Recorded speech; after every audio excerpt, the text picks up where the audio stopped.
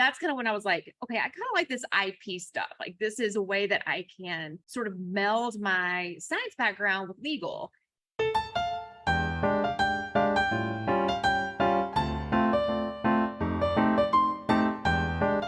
So welcome to the podcast, Suzi. Thank you so much for having me, Kyla. I'm so happy to be here. So I have to say, because I think it really plays into our story, that this is like the third or fourth time we've tried to record because we are busy. We are busy. Yeah. And you've been going through a big move, which obviously consumes a lot of time. Yes, absolutely.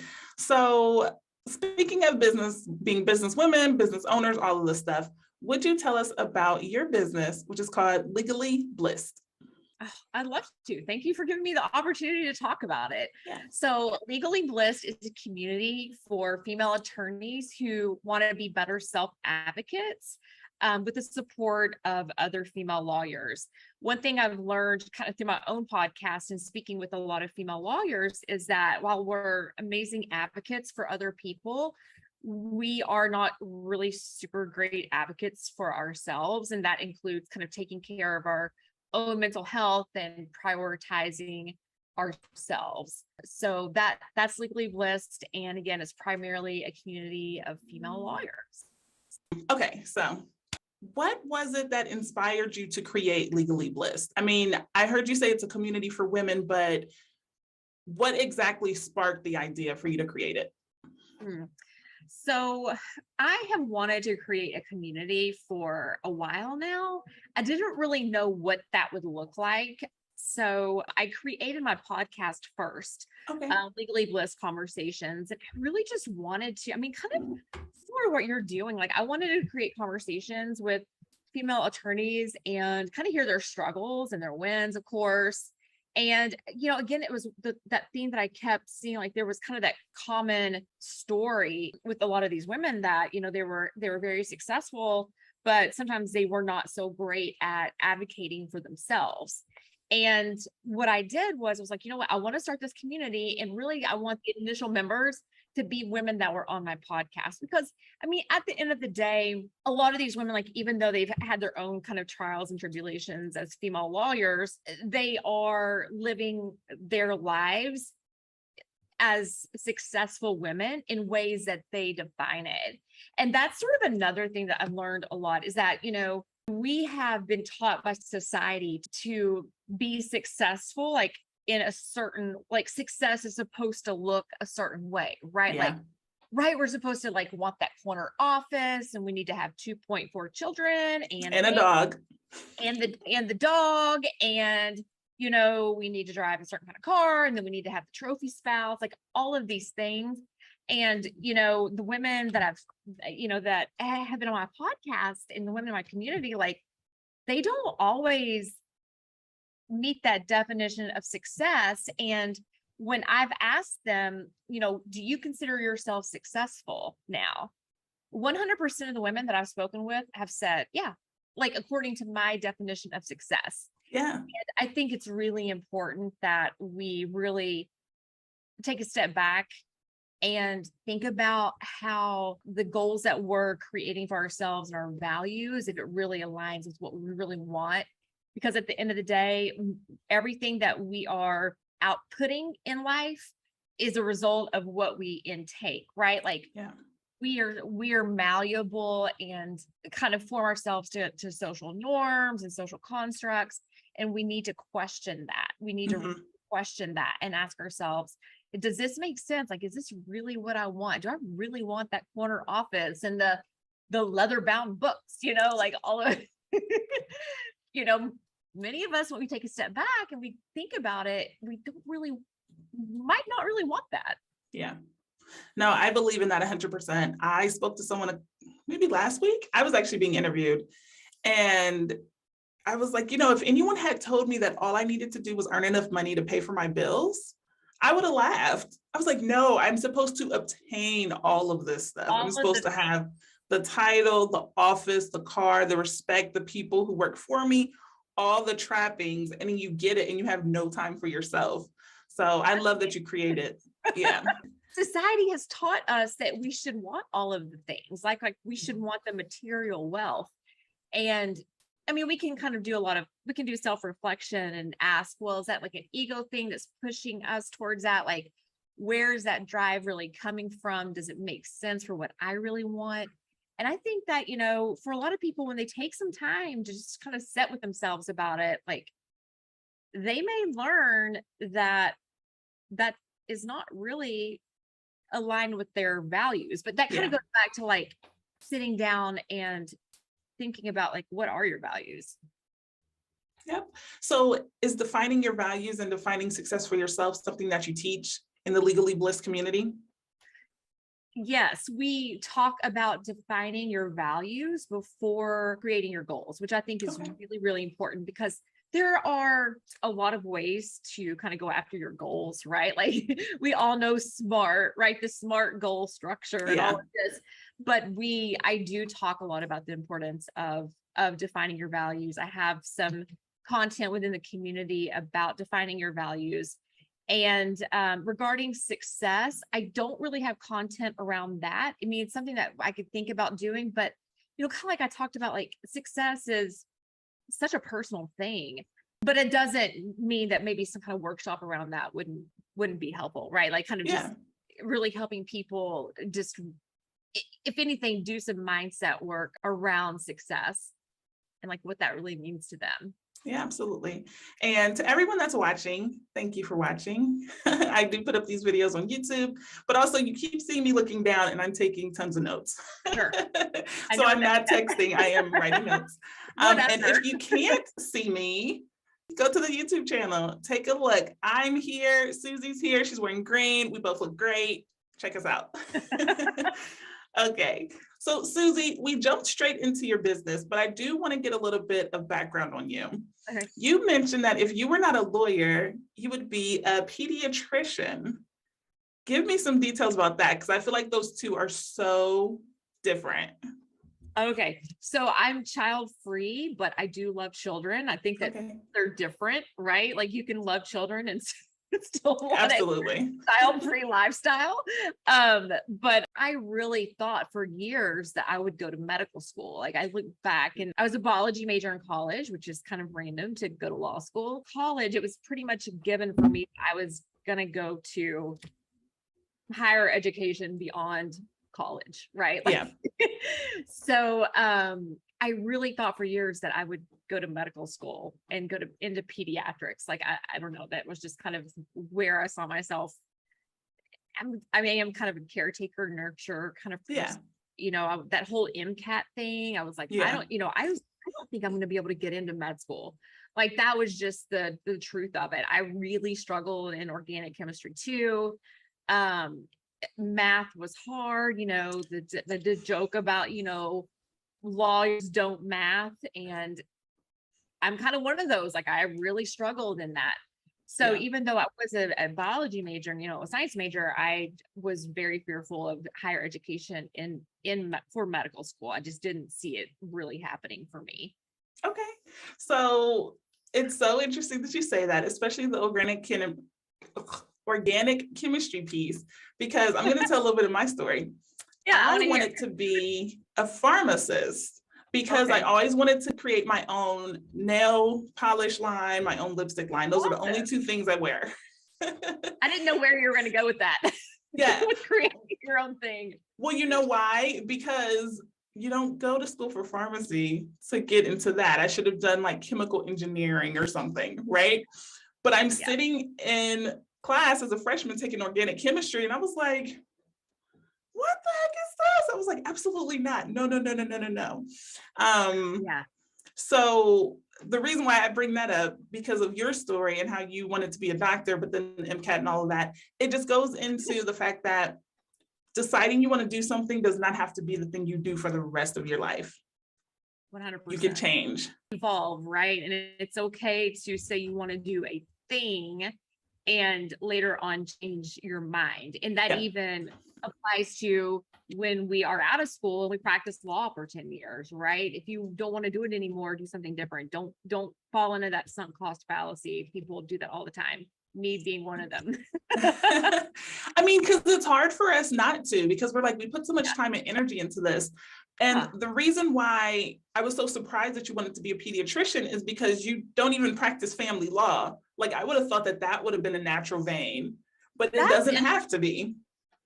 Yeah, no, it doesn't have to be. You know, it's interesting because when I was in law school, I wasn't really exposed to family law. Like, I feel like a lot of people who are like exposed to family law, maybe like while they're in law school, and they're working, they kind of go into that. Like, it was never on my radar once I was in law school, which is kind of interesting. I have to mention this, and I hope it's not a bad thing, but I love your accent. I'm hearing the little Kentucky twang. So would you tell everybody a little bit about where you're from, where you are now? Yeah, so I was actually born in Colorado, and it's funny because when we moved from Colorado to Kentucky, people were like, she has such an accent, but it's like, you have the accent. But yeah, it's like, you have the accent, right? But you know, of course, like after living here and really growing up here, of course, I have incurred an accent. Yeah. I went to college in Kentucky. I went to Center College, and then I went to the University of Kentucky for law school. And I worked in Louisville for about 8 years. And then I moved to California and lived there for a couple of years. Never lost the accent. And because once I was, you know, in Kentucky, after having moved from Colorado as a child, of course, I kind of developed a more Southern accent. You know, they say never say never. You know, when I was a teenager, I was like, oh, when I grow up, I'm never going to live in my hometown again. You know, I'm going to live in New York or whatever. we say all these things, right? But I actually live in the small town that I grew up in. Yeah, so, very cool. Our middle of nowhere. So, Suzi, you are barred to practice law. I say that, but even as I said, it sounded weird. You are licensed to practice law in Kentucky and also the patent bar, which means that you've passed both of those bar examinations. What was that like, and what kind of law do you practice now? You know, I kind of went to law school like really not knowing what I was going to do. Like, I'm envious a little bit of people who are like, you know, I wanted to get into social justice, like all of these like things, you know, but I was like, can we extend this college thing for 4 years? Because I don't know what I'm doing yet. Okay. So that's why I went to law school, which is not like, you know, I don't know. Everyone has their reasons, I guess, but I went to law school and it was not like undergrad, because going from a science major to law was very different for me, you know. And even though I kind of sucked at math and organic chemistry was, you know, a lot, I did well in like inorganic chemistry, but you know, it was still different, right? Going into the law. And so I was very like kind of floating around, like, what am I going to do? I have no idea. Like, even one summer, instead of working, I studied abroad, air quotes, in. What does that mean? Why the air quotes? It's more like I feel like there's a lot more abroad than study. Oh, right? okay, partied abroad. Well, exactly. And it was in Munich, Germany, which is a beautiful city, and European intellectual property. And that's kind of when I was like, okay, I kind of like this IP stuff. Like, this is a way that I can sort of meld my science background with legal. And I still wasn't really sure where I was going to go with that. But the spring of my third year law school, I took and passed the patent bar. And so at that point, it was fairly easy to get a job as a patent attorney, because there just weren't a lot of patent lawyers, people that had passed the patent bar. So that's when I started working in Louisville, and I started out doing pretty boring patent prosecution. I worked on like light fixture designs, for example. And really a lot of the work that firm was doing wasn't so much science. Like, you would think that maybe she would do pharma patents or something like that, but it was more mechanical engineering type stuff, which didn't mesh with the science background. Not a big deal. I ended up getting a taste of trademark work, you know, another kind of subset of intellectual property. And I was like, okay, I like this. It's like, I get to look at pictures and logos all day and work with people in marketing who are, fun and exciting and sometimes a little eccentric, right? Which we're like a little bit different than, the dorky engineers. Sorry to all of our engineers out there, but I mean, it's true. It's true. Engineers are geeks and lawyers are nerds, and it's different. Yeah, that's a good point. And it was fine. It's just I did find that the trademark work was a much better kind of match for me. So I mean, I look back, I'm like, well, I didn't really use my science background, but it doesn't take away from the fact that I love science, right? Like I still love science and biology and even if you don't necessarily implement what you study in college, doesn't mean you can't be a kind of amateur student of that in whatever way that you see fit. Yeah, definitely. Because I feel like everything from our backgrounds, we always bring with us to the next step. Yeah. Yeah, like that's part of why I call it the podcast, You Are a Lawyer Podcast, because it's like, even if you're doing something else, you're a CEO, you're running a law firm, you're doing this, you always will have that experience, the legal knowledge, all of it comes along with you. So 100%. And I think that's why we have to be really careful about that sunk cost fallacy, right? That we have, that even if we are a CEO, like we have from our legal background, that is going to help us as a CEO or whatever it is you're doing. Absolutely, definitely. So I have one last question here for you, which is, what would you say to a new graduate, like less than 3 years or 5 years out of school, who is working in patent law or something else and they are miserable? What would you say to them about what else they can do in their career? So life is too short to be miserable, right? Like, and the value of our time is almost immeasurable. And you don't even really start realizing that, until you get older. And you realize, like, every hour of my life, like, I can make another $500, but I can never get that time back, right? So if you are like legitimately miserable, there's a few things that I think are going on there. It could be the firm you're at. It could be the type of patent work you're doing, right? Maybe you're doing mechanical, but like, maybe you want to do more pharma or chemical related, right?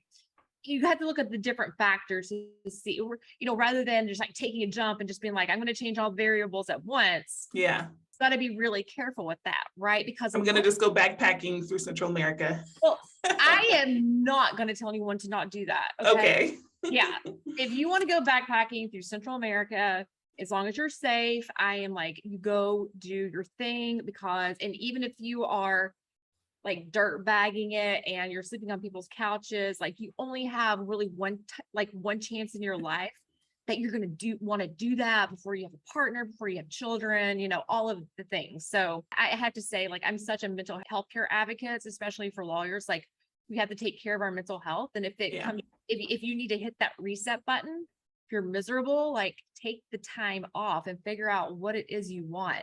I do, want to say though, like, if you're really miserable in a particular position and you think something seems completely like the grass is greener on the other side, it isn't necessarily, because a lot of this does kind of come down to mindset stuff, right? And I don't love advocating completely changing your circumstances, until you kind of address those different variables. Maybe it's the mentor you work for, you know what I mean? So don't always think it's you. Look at other stuff as well. Yeah.